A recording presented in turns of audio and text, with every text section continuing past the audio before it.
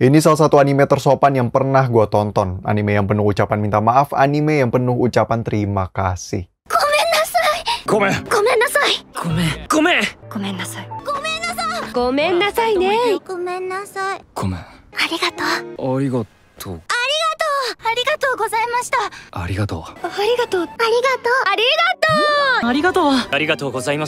Pokoknya ini anime adem ayem banget dah, positif vibes banget. Gue tuh sampai skeptis sendiri karena lu tau lah kisah-kisah yang awal-awalnya cerah berada di sisi sang protagonis mulu, entah di pertengahan atau akhirnya biasanya baru gelap. Tapi ternyata anime ini berbeda. Gue jadi belajar kalau cerita yang seru nggak selalu harus ada tragedi yang gimana-gimana banget lah. Setidaknya di season 1 ini ya, karena gue nggak tahu anime ini udah tamat atau belum. Gue juga nggak ngikutin manganya. Tapi rasanya satu season kemarin cukup solid juga untuk menjadi anime yang tidak memiliki sequel. Apalagi endingnya yang gue lumayan gak sangka bakal secepat itu. Yaitu udah mencapai happy ending yang kita ekspektasikan kan. Yaitu jadiannya Rintaro dengan Kaoruko. Makanya kemarin gue bingung ini udah tamat atau belum ya. Karena gue merasa ini udah menjadi kesatuan cerita yang oke-oke aja sih. Tapi emang masih ada banget sih sisi-sisi cerita yang bisa didalemin lagi. Atau mungkin emang belum terjadi aja. Kayak ya melihat momen-momen Rintaro dan Kaoruko yang sekarang udah pacaran. Jiwa gue ini butuh dicemburuin lagi, wajah ini butuh cengar-cengir lagi, walau abis nonton rasanya pengen tiduran di jalan raya. Terus hubungan karakter lain yang juga berpotensi terbentuk kayak Saku dan Subaru, itu gue juga penasaran. Emang cocok banget sih kelihatannya, dua manusia dingin ini. Terus hal-hal yang kayak gue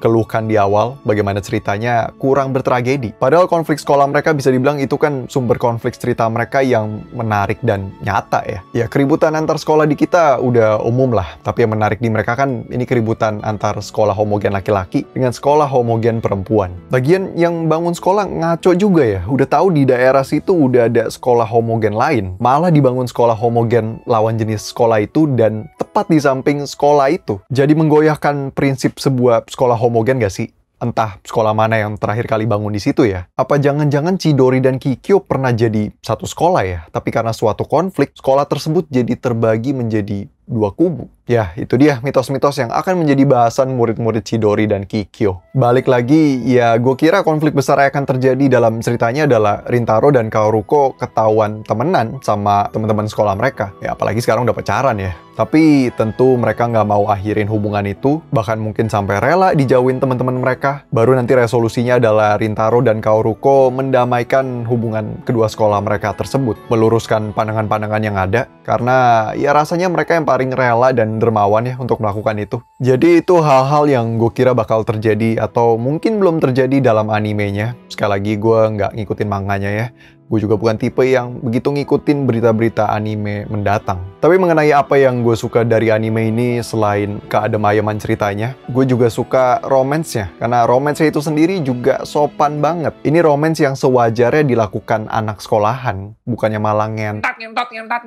Boro-boro begituan, kayaknya momen Rintaro dan Kaoruko pegangan tangan aja nggak ada. Momen keselengkat dan jatuh dengan posisi kabedon gitu, apalagi. Jadi berdasarkan referensi tontonan gua, jarang loh ada anime romance clean kayak gini. Kayaknya anime secara umum deh. Gue juga suka karakter-karakter dan karakterisasinya. Kayak Rintaro, cowok tersoftboy yang lu cewek-cewek bisa temukan. Tapi terbold yang lu bisa temukan juga. Gue inget waktu Subaru minta Rintaro untuk jangan temuin Kaoruko lagi. Gue kira jawaban Rintaro, oke, demi kebaikan Kaoruko, gue nggak akan temuin dia lagi deh. Tapi gue lupa, seseorang yang sedang jatuh cinta akan menumbuhkan ego baru dalam dirinya.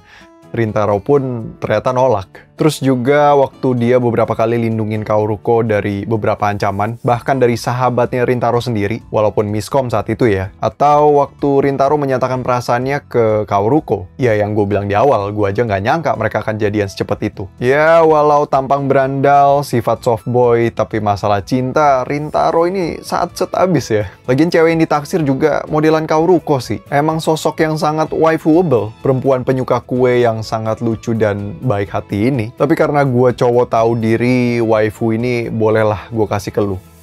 kecoa kayak lu. Tapi emang karakter-karakter inti anime ini aura positif banget ya. Sifat dan perilaku mereka yang baik-baik, walau kadang gue ngerasa kayaknya berlebihan ya untuk seseorang meminta maaf sebanyak itu, atau berterima kasih sebanyak itu. Tapi setelah gue inget-inget, emang ada sih orang kayak gitu di dunia ini. Entah orang tersebut emang orang yang gak enakan, atau orang yang minderan, atau begitu bersyukurnya dengan kehidupan ini. Ada lagi hal yang bukan gue suka atau tidak suka ya dari animenya, tapi menarik aja gitu. Yaitu entah gimana anime serial ini terasa seperti film. Entah karena faktor apa. Kayaknya karena konsistensi animasi, visual, dan detail-detailnya emang bagus banget sih. Menenangkan gitu. Untuk pacing atau tempo ceritanya gue sih nggak ngerasa kecepatan ya. Tapi emang cerita tuh terasa padat. Dalam 13 episode ini aja kita lumayan udah bisa lihat ya pengembangan beberapa karakter. Subaru misalnya. Dia kan salah satu atau bahkan karakter paling kukuh ya dengan pendiriannya. Chidori, najis.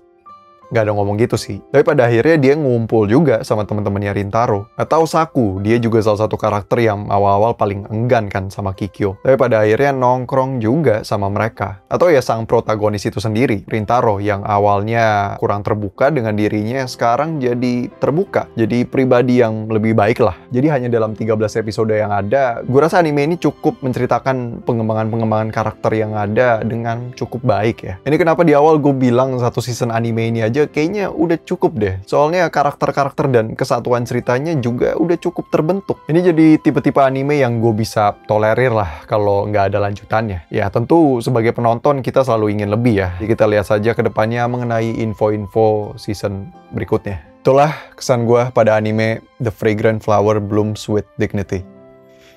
Ngomong-ngomong, apa makna judulnya ya?